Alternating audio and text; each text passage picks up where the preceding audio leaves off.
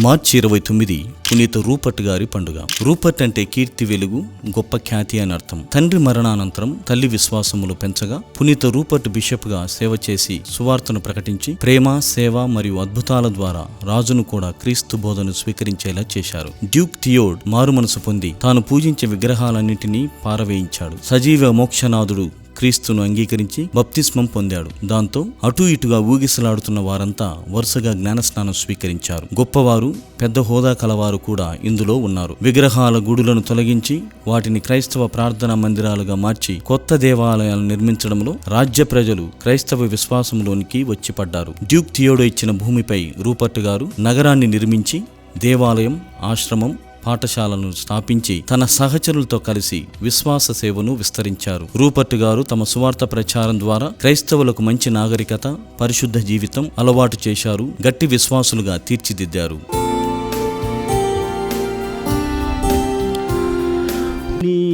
Rupert గారా మాకు